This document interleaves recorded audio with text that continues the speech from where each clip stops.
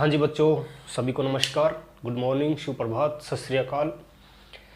तो बेटा कुछ टेक्निकल प्रॉब्लम तो नहीं कह सकते, वो लाइट नहीं थी कल पूरे दिन, तो फ़ोन चार्ज था नहीं और अर्ली इन द मॉर्निंग भी लाइट नहीं आई।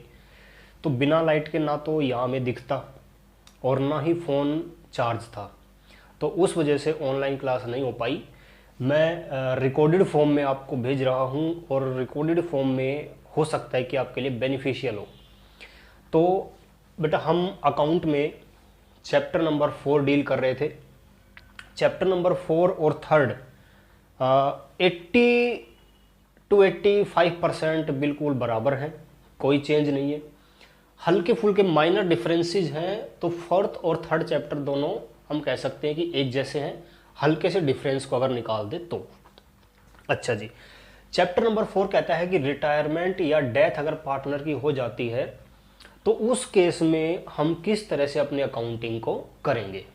ठीक है, तो मैंने कुछ ये पॉइंट्स लिखे हैं, आप इन पॉइंट्स को नोट कर सकते हैं और नोट करने के बाद इनको ठीक से पढ़ें। आपके चैप्टर आधा तो अभी समझ में आ जाएगा, आधा चैप्टर हमारा खत्म हो जाएगा यहां तक। ठीक है, तो मैं एक बार रिपीट करवा देता हूं कि मैंने क्या क्या लिखा है। सबसे पहले तो जैसे ही पार्टनर रिटायर होगा, रिमेनिंग पार्टनर उस बिजनेस को चलाएंगे, क्योंकि जाने वाला तो गया। अब जो पीछे बच गए हैं उनको कोई बोलेंगे हम रिमेनिंग पार्टनर, बचे हुए साझेदार, वो बिजनेस को कंटिन्यू करेंगे। ठीक है जी, पहली बात हमारे समझ में आ गई सर। दूसरी, रिटायरिंग पार्टनर का जो हिस्सा बनता है वो लिया जाएगा रिमेनिंग पार्टनर के द्वारा, क्योंकि ये तो सीधी सी बात है भाई, 3 बंदे थे, अब एक छोड़ के चला गया, तो अब 2 बंदे बांटेंगे ना प्रॉफिट को, तो कहीं ना कहीं इनका प्रॉफिट बढ़ेगा। तो कहते हैं कि जाने वाले पार्टनर का हिस्सा जो पार्टनर बच गए हैं वो आपस में बांट लेते हैं। जैसे 5-3-2 का रेशो था, ये चला गया, यानी कि इसका जो 5 है, 5 रुपए जो छोड़ के गया है, ये दोनों ले लेंगे। अब वो किस तरह से लेते हैं वो हमें क्वेश्चन बताएगा। आधा आधा लेते हैं, इस अनुपात में लेते हैं, वो हम देख लेंगे। यानी हमें क्या पढ़ना है कि जानने वाले पार्टनर का हिस्सा बचे हुए पार्टनर्स के द्वारा एक्वायर किया जाता है, गेन किया जाता है। ठीक है, न्यू रेशो और गेनिंग रेशो हमें रिमेनिंग पार्टनर्स के कैलकुलेट करने पड़ते हैं, क्योंकि जाने वाला तो गया, अब हमें इनके नए रेशो भी चाहिए और इन्होंने कितना प्राप्त किया जाने वाले का हिस्सा, वो कैलकुलेट करना है। तो नए रेशो का फॉर्मूला होगा कि अगर हम ओल्ड में अपना गेनिंग रेशो जोड़ दें, यानी कि बी पहले 3 रुपए कमाता था, अब 2.5 रुपए और दे गया उसको जाते जाते ए, इसका हिस्सा हो गया 5.5। सी लेता था 2 रुपए, ए जब गया तो उसने 2.5 रुपए इसको दे दिया, तो इसका हो गया 4.5। यानी कि हमारे पास जितना पुराना हिस्सा है, हम उसमें अगर गेन रेशो जोड़ दें, जाने वाला कितना हमें दे के गया है वो जोड़ दें, तो नया रेशो आ जाएगा। ठीक है जी, समझ में आ गया सर। गेनिंग रेशो कैसे होता है? जिस रेशो में जाने वाला पार्टनर अपना हिस्सा दे के जाता है बचे हुए पार्टनर को, उसे ही हम गेनिंग रेशो कह देते हैं। जैसे हमने कहा भी ए चला गया 5 रुपए को, और बी और सी को, या बी और सी ने उसके हिस्से को आधा आधा ले लिया, तो हमारे लिए गेनिंग रेशो क्या कहलाएगा? आधा आधा। ए चला गया, उसने अपना हिस्सा बचे हुए पार्टनर्स को 2:1 में दे दिया, तो 2:1 क्या होगा? हमारा गेनिंग रेशो। तो जिस अनुपात में जाने वाले पार्टनर का हिस्सा बचे हुए पार्टनर्स के द्वारा लिया जाता है उसे गेनिंग रेशो कहते हैं। और अगर ना पता हो किस रेशो में लिया, तो ओल्ड रेशो को ही गेनिंग रेशो मान लेते हैं। ये हमने क्वेश्चन पढ़ा था। ठीक है जी सर, ये भी समझ में आ गया। Retiring partner always sacrifices equal to his old ratio. चूंकि छोड़ के जा रहा है, तो जो भी छोड़ के जाएगा वो कहीं ना कहीं त्याग करके जा रहे हैं ना। दुनिया छोड़ के जाते हैं तो हम कहते हैं उसने अपने जीवन का त्याग कर दिया, दुनिया छोड़ के चला गया। तो ये फर्म जब छोड़ के जाएगा तो कहीं ना कहीं ये फर्म में त्याग कर रहा है। पहले जितने पैसे कमाता था अब नहीं कमा पाएगा, क्योंकि ये छोड़ के जा रहा है। तो जाने वाला पार्टनर हमेशा सेक्रीफाइस करेगा अपने ओल्ड रेशो के बराबर। डिविजिबल आइटम्स की जहां तक बात आती है, चाहे वो प्रॉफिट्स के आइटम हो या लॉसेज के आइटम हो। जैसे प्रॉफिट्स के आइटम में profit and loss, general reserve, WCR, IFR, अगर ये बैलेंसेज हैं। लॉसेज की बात करें तो अगर हमारे पास ओल्ड गुडविल है, P&L का डेबिट बैलेंस है, एडवर्टीजमेंट सस्पेंस है, डेफर्ड रेवेन्यू एक्सपेंडिचर है, और अगर इनमें रिवैल्यूएशन का प्रॉफिट या लॉस भी जोड़ दें तो भी वो डिविजिबल आइटम ही कहलाते हैं। तो डिविजिबल आइटम का ट्रीटमेंट देखो यहाँ पर क्या होगा। डिविजिबल आइटम हमेशा सभी पार्टनर्स के बीच में बटेंगे, चाहे नया हो, चाहे बचे हुए हो, चाहे जाने वाला हो, क्योंकि आज ये छोड़ के जा रहा है ए, तो इन प्रॉफिट्स को कमाने में इसका भी तो हिस्सा था ना, इसने भी तो अपनी मेहनत दी थी इन WCR को, रिवैल्यूएशन को या P&L को कमाने में। तो डिस्ट्रीब्यूटेबल आइटम या डिविजिबल आइटम सभी पार्टनर्स के बीच में बांटने हैं उनके ओल्ड रेशो के अंदर, क्योंकि सभी का कंट्रीब्यूशन होता है उनको कमाने में। अगला पॉइंट, गुडविल यहाँ पर कैसे कैलकुलेट की जाएगी। ओल्ड गुडविल का तो वही फॉर्मूला होता है, ओल्ड पार्टनर्स में ओल्ड रेशो में रिटर्न ऑफ कर देंगे हम। नई जो गुडविल होगी, क्योंकि जाने वाला पार्टनर गुडविल लेके जाएगा अपने हिस्से के बराबर, तो हम कहेंगे टोटल फर्म की गुडविल हमारे पास होनी चाहिए। अगर क्वेश्चन में गिवन है तो बहुत अच्छा, नहीं है तो हम कैलकुलेट कर लेंगे, हमने तरीके सीख रखे हैं। आप टोटल गुडविल कैलकुलेट करना फर्म की, ठीक है, उसमें से जाने वाले पार्टनर का हिस्सा कैलकुलेट कर लो और उस हिस्से को इस एंट्री के द्वारा दिखाना है, remaining partner debit to retiring partner. क्योंकि जाने वाले पार्टनर को जो गुडविल दी जाती है ना, केवल गुडविल की बात कर रहा हूं मैं, गुडविल हमेशा गेनिंग रेशो में दी जाती है। बचे हुए पार्टनर जिस अनुपात में गेन करेंगे उसी अनुपात में जाने वाले पार्टनर को गेनिंग जो गुडविल दी जाएगी। तो यहां पर जो पार्टनर बच गए हैं उनको डेबिट कर देंगे, जाने वाले को क्रेडिट कर देंगे, और गेनिंग रेशो में जो गुडविल का पैसा आया था वो इस एंट्री के थ्रू हम उसको देंगे। तो ये हो गई हमारी गुडविल की एंट्री। तो हमारा जो कैपिटल अकाउंट बनना चाहिए वो कैपिटल अकाउंट बनने तक हमने सारा पढ़ लिया, डिविजिबल आइटम पढ़ लिए, new ratio gaining ratio calculate करने सीख लिए, गुडविल कैलकुलेट करनी सीख ली, कैपिटल अकाउंट हमारा तैयार है। अच्छा जी, इन पॉइंट्स को आप नोट डाउन कर लेना और बार बार इनको पढ़ते रहना। चलते हैं आगे, वीडियो को बार बार पॉज करके दोबारा सुन सुन के और अपने इन कॉन्सेप्ट्स को पक्के कर लेना। आगे चलते हैं बेटा। देखिए, बात करते हैं कैपिटल अकाउंट्स की। कैपिटल अकाउंट्स आप बिना एंट्री के भी कैपिटल अकाउंट बना सकते हैं, लेकिन उसके लिए प्रैक्टिस पहले एंट्री की करनी होगी। अगर आपको एंट्रीज की अच्छे से प्रैक्टिस होगी तो आपको ऑटोमेटिक याद हो गया होगा कि कौन कौन से आइटम तो क्रेडिट में आते हैं, कौन कौन से डेबिट में आते हैं। आप मुंह जबानी भी कर सकते हो। यहां आपको सभी के कॉलम बनाने हैं, पुराना हो चाहे वो जाने वाला हो चाहे बचे हुए हो, ABC। यहां पर भी इसी तरह से पर्टिकुलर्स ABC। मान लेते हैं B जो है वो रिटायरिंग पार्टनर है। आपको एग्जाम में ऐसे नहीं लिखना है, ये सिर्फ एक इंडिकेशन के लिए है।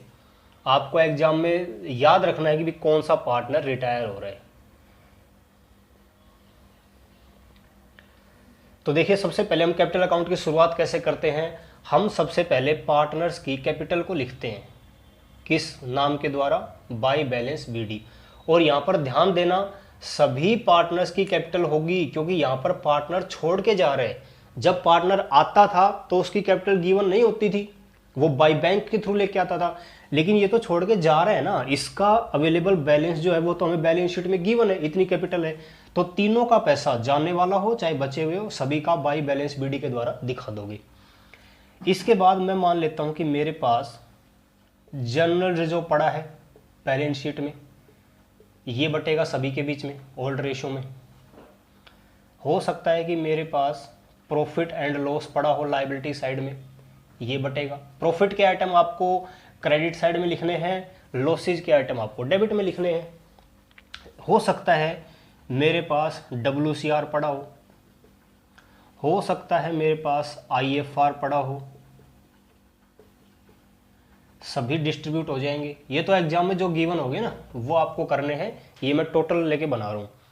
हो सकता है कि फर्म ने जिस दिन पार्टनर जा रहा था अपनी एसेट्स और लायबिलिटी को रिवैल्यू किया हो, रिवैल्यूएशन का प्रॉफिट आ गया हो, तो प्रॉफिट हमारा यहाँ पर बटता है रिवैल्यूएशन के नाम से। हो सकता है किसी पार्टनर का अगर capital account debit balance show करे, देखो अगर पार्टनर्स की कैपिटल लाइबिलिटी साइड में है तो बाई बीडी लिखेंगे उसके सामने। अगर किसी पार्टनर की गलती से कैपिटल एसेट साइड में आ जाए, बैलेंस शीट आपको गिवन है, किसी पार्टनर की कैपिटल एसेट साइड में गिवन है, तो आप उस कैपिटल को टू बीडी लिख देंगे। मैं लिख देता हूं यहां पर, if capital is given on asset side. अगर किसी पार्टनर की है तो ही लिखना है, अदरवाइज यहीं पर लिखना है, लाइबिलिटी वाली को यहां, एसेट वाली को यहां। अब देखते हैं कि कुछ डिविजिबल आइटम्स के बारे में। हो सकता है कि एसेट साइड में P&L पड़ा हो लॉस के रूप में, हो सकता है एसेट साइड के अंदर एडवर्टीजमेंट सस्पेंस अकाउंट पड़ा हो, ये भी लॉस आइटम होता है इसलिए डेबिट कर देंगे। हो सकता है डेफर्ड रेवेन्यू एक्सपेंडिचर पड़ा हो, इसे भी डेबिट कर देंगे क्योंकि ये भी लॉस होता है। हो सकता है बैलेंस शीट के अंदर पुरानी गुडविल हो, ओल्ड गुडविल भी रिटर्न ऑफ होती है, ठीक।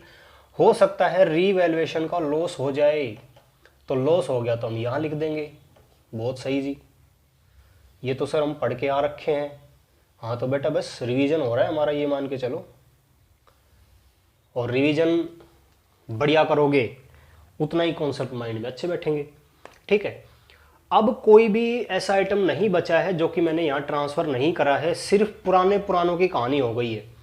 मान लेते हैं कोई पार्टनर एसेट ले लेता है, मैं उसको भी लेता हूँ, तो हम लिखेंगे बाई, एसेट किस तरफ आती है, डेबिट साइड में, और लाइबिलिटी लेता है तो क्रेडिट साइड में।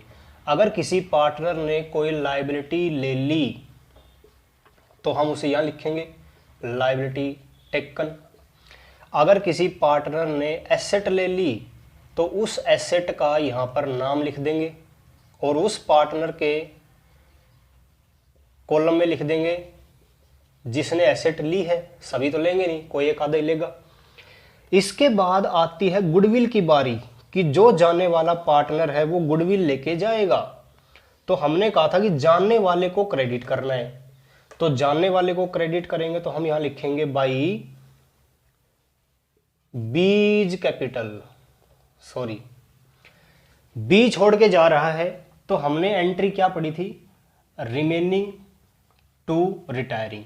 रिटायरिंग क्रेडिट हो रहा है लेकिन रिमेनिंग के नाम से, तो रिमेनिंग कौन है, बाई एज कैपिटल अकाउंट और बाई सीज कैपिटल अकाउंट।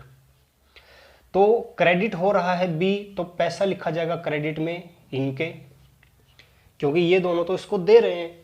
यहां पर रिमेनिंग हो रहे हैं डेबिट इस रिटायरिंग के नाम से, तो टू बीज कैपिटल अकाउंट ए और सी।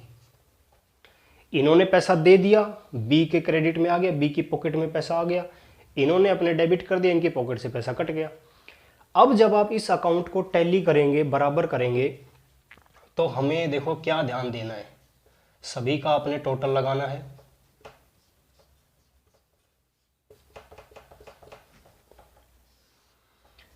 सभी का टोटल लगाना है, ठीक। अब जो डिफरेंस बचेगा, मैं मान लेता हूं कि क्रेडिट साइड ज्यादा है, डिफरेंस मेरा यहां पर आएगा। तो जो पार्टनर बच गए हैं, सबसे पहले मैं जाने वाले पार्टनर का ट्रीटमेंट बता देता हूं। जो पार्टनर जा रहा है, बी जा रहा है, तो इसको जो पैसा दिया जाएगा, यानी कि इसकी कैपिटल अकाउंट का जो क्रेडिट बैलेंस यहां बचेगा, अगर क्वेश्चन ने कहा है कि इसको पे करना है, the amount due to be is to be paid, ऐसा लिखा है, इसका मतलब इसका रिमेनिंग बैलेंस हमें चुकाना है, तो हम लिख देंगे टू कैश, ठीक। और अगर कुछ भी ना बताए कि भी जाने वाले पार्टनर के बारे में, नीचे एडजस्टमेंट में कुछ भी नहीं दिया है कि पैसा चुकाएं ना चुकाएं, कुछ भी नहीं बताया, तो आपको हमेशा याद रखनी है, एक नंबर का क्वेश्चन बनता है, अगर रिटायरिंग पार्टनर की पेमेंट के बारे में कुछ भी ना बताए तो हमेशा उसके बैलेंस को उसके लोन अकाउंट में ट्रांसफर करना है। तो हम लिख देंगे टू बीज लोन अकाउंट, और ये पैसा हम यहाँ पे लिख देंगे। ठीक है, दो बातें हो सकती हैं, कहा गया है चुकाएंगे तो कैश में, नहीं कहा गया तो लोन में। और ये लोन चूंकि फर्म के ऊपर लायबिलिटी क्रिएट करेगा, बी को पैसा भविष्य में चुकाएंगे, तो ये लोन लायबिलिटी साइड में आपको दिखाना है बीज लोन के नाम से। और जो बाकी पार्टनर बच गए हैं जो कि बिजनेस को कंटिन्यू करेंगे, उनका आपको बैलेंस कैरिड डाउन लिखकर बंद करना है। ठीक, जो पार्टनर बच गए हैं उनका तो बैलेंस कैरिड डाउन लिखना है, और इनकी जो कैपिटल है वो बैलेंस शीट में आ जाएगी as capital, sees capital. B को अगर चुका दिया पैसा तो कैश में से लेस कर देना, और अगर बी का पैसा लोन में ट्रांसफर करा तो इस लोन को लायबिलिटी साइड में शो कर देना। ये हमारा कैपिटल अकाउंट रिटायरमेंट के अंदर बन जाएगा बिना किसी दिक्कत के। तो इसको अच्छे से वीडियो को पॉज करके और इस मैटर को अच्छे से उतार लेना आप लोग। चलते हैं आगे। रिकॉर्डेड क्लास का ये फायदा होता है बेटा कि हम बहुत फास्ट चल सकते हैं। अब जैसे मैंने एक बार लिख दिया और 10 सेकंड के लिए, 5 सेकंड के लिए मैं इधर हो गया, आप इजीली, क्योंकि वीडियो है, वीडियो को तो पॉज किया, अब आराम से उसको कितनी देर देखो। अच्छा जी, अब मैं कुछ लिखवा देता हूं points related to capital accounts.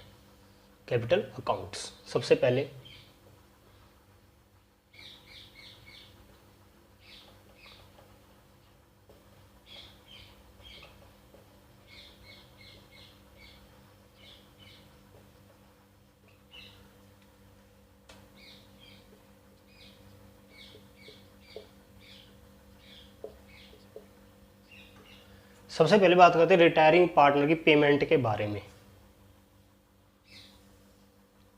अगर इफ, ये शायद मैंने लिखवा भी दिया था लेकिन फिर लिख लो, if it is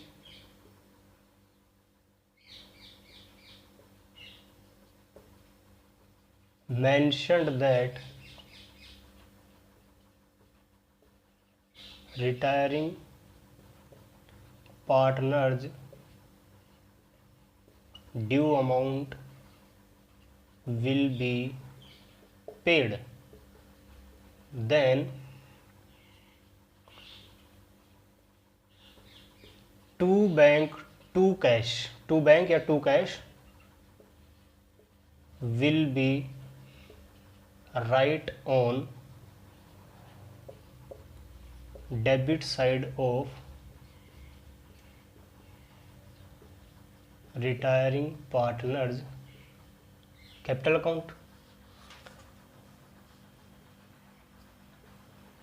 if nothing is mentioned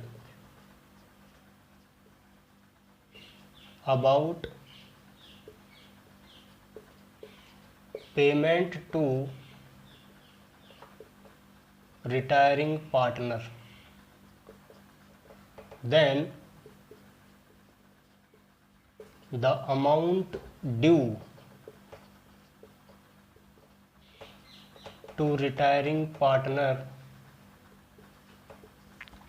will be transferred to his loan account as to retiring partners loan account on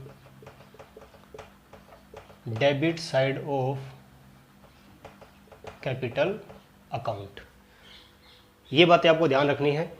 अगर उसको कह दिया जाए कि भाई पैसा चुकाया जाएगा तो उसके डेबिट साइड में टू बैंक लिख देना बैलेंस के लिए, और अगर कह दे भी ट्रांसफ़र करना, कुछ नहीं कहा गया, या तो कह दे कि ट्रांसफ़र करना है लोन में, क्वेश्चन ही बता दे तो भी आपको ये करना है, कुछ भी ना बताए क्वेश्चन तो भी आपको ये करना है। ध्यान रखना, टू बैंक टू कैश तभी करना है जब क्वेश्चन स्पेसिफिकली कहे कि पैसा चुकाया जाएगा। मैं आपको अभी एक क्वेश्चन रीड करवा देता हूं।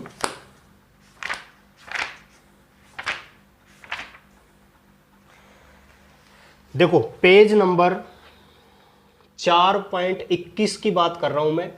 नई जो बुक है उसमें आप ट्राई कर लेना कहां कहां पर है। पेज नंबर 4.21 या जहां पर भी आपका मिलता है बीच में आना, यहां लिखा मिलेगा आपको, if nothing is mentioned in the question about the payment of the amount due to retiring partner it will be transferred to his loan account. ये नोट आपको लिखा मिलेगा, हेडिंग रहेगी payment of the amount due to retiring partner, page number 21, 22, 18 के आसपास वहां लिखा हुआ है ये स्पेशल बात। ठीक है, तो ये हो गई हमारी इससे रिलेटेड। और इसमें ही एक पॉइंट और लिखेंगे, this loan will also be shown on liability side of balance sheet.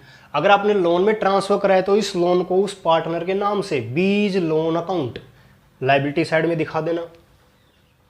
और अगर आपने पेमेंट की है, this payment will be deducted from cash. और अगर आपने पेमेंट करी है तो इस जो कैश आपके पास अवेलेबल है उसमें से आपको लेस कर देना है।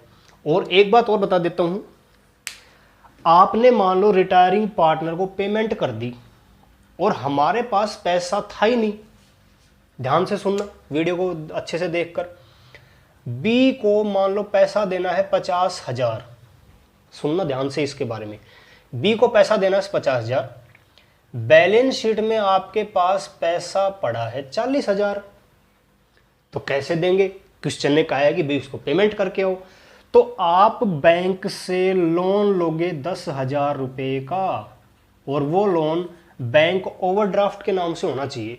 तो जैसे ही आप बैंक से लोन लोगे आपके पास पैसा हो जाएगा 50, इसको आपने चुका दिया टू बैंक। अब आपके पास कैश तो सारा यूटिलाइज हो लिया, लेकिन जो आपके पास बैंक ओवरड्राफ्ट है वो तो आपकी लायबिलिटी बनेगा ना, तो इस बैंक ओवरड्राफ्ट को लायबिलिटी साइड में जरूर दिखा देना। फिर से सुन लो, अगर रिटायरिंग पार्टनर को पेमेंट करनी है 50, पैसा है आपके पास बैलेंस शीट में 40, तो आप पूरी पेमेंट दिखा दो उसको टू बैंक करके, और ये जो 10 का डिफरेंस है ना, इसको आप एज ए लोन ले लो बैंक ओवरड्राफ्ट के नाम से, और इस एक्स्ट्रा बैंक ओवरड्राफ्ट को अपनी लायबिलिटी साइड में दिखा देना बैंक ओवरड्राफ्ट ₹10,000, क्योंकि आपने लोन लेकर पैसा चुकाया है। तो ये करना है आपको इसमें ट्रीटमेंट। तो ये हमारा कैपिटल अकाउंट के बारे में सारा प्रोसेस खत्म हो गया।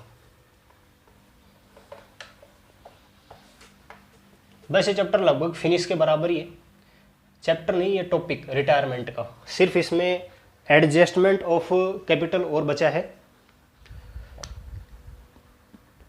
ठीक है बेटा, तो मैं आपको यहां पर क्वेश्चन बता रहा हूं, कुछ कौन कौन से क्वेश्चन आपको करने हैं।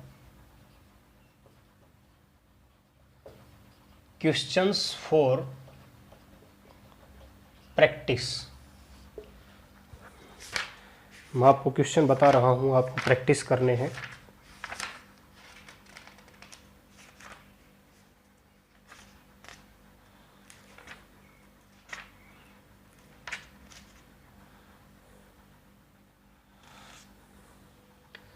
क्वेश्चन नंबर 31 का ए, बैलेंस शीट टोटल बता देता हूं ताकि, क्योंकि नई बुक के अंदर पेज नंबर डिफरेंस होते हैं। 889000, ऐसी कोई बैलेंस शीट देख लेना जिसमें कि एक्स, वाई और जेड पार्टनर हैं इक्वली। ये मैंने आपको डाटा दे दिया ताकि आप क्वेश्चन इजी से मैच कर पाओ। 31 का ए, हो सकता है नई बुक में 30, 32 हो। बैलेंस शीट का टोटल चेक करना, 8,89,000 रुपए है, 3 पार्टनर मिलेंगे इक्वली। ये क्वेश्चन बना के देखना, आपकी प्रैक्टिस हो जाएगी। उसके बाद क्वेश्चन नंबर 31 का ही बी, और जब 31 का ए मिल जाएगा तो बी भी आपको इजीली मिल पाएगा। उसका टोटल है 1,27,000। ठीक है, पार्टनर हैं ए, बी, सी और रेशो है PSR है कैपिटल रेशो। ये बेटा 2 क्वेश्चन आपको करने हैं और दोनों को करके आप मेरे पास भेजें, और कोई अगर डाउट रह जाए तो आप मेरे से पूछें कि सर हमने ये क्वेश्चन करके देखे हैं, आपने जैसा बताया था लेकिन मैच नहीं हो रहे। तो वो बात ध्यान रखना, कैपिटल अकाउंट जब क्लोज करोगे तो रिमेनिंग पार्टनर का तो आपको टू बैलेंस CD करना है, और जो पार्टनर जा रहा है अगर उसके बारे में बता दे कि पेमेंट करनी है तो टू बैंक, नहीं तो उसका ट्रांसफर कर देना to retiring partners loan account, यानी उसका नाम लिख के to C's loan account, to B's loan account, to A's loan account, जो भी है वो कर देना, और उस लोन को as it is balance sheet के लायबिलिटी साइड में जरूर दिखाना है, नहीं तो आपकी बैलेंस शीट मैच नहीं होगी। ठीक है बेटा, तो ये 2 क्वेश्चन करना और मेरे पास इवनिंग तक आप करके इनको भेज देना, आपका आधा चैप्टर कंप्लीट हो जाएगा। कोताही ना करें, लापरवाही ना करें। ठीक है बेटा, तो सभी को धन्यवाद, नमस्कार।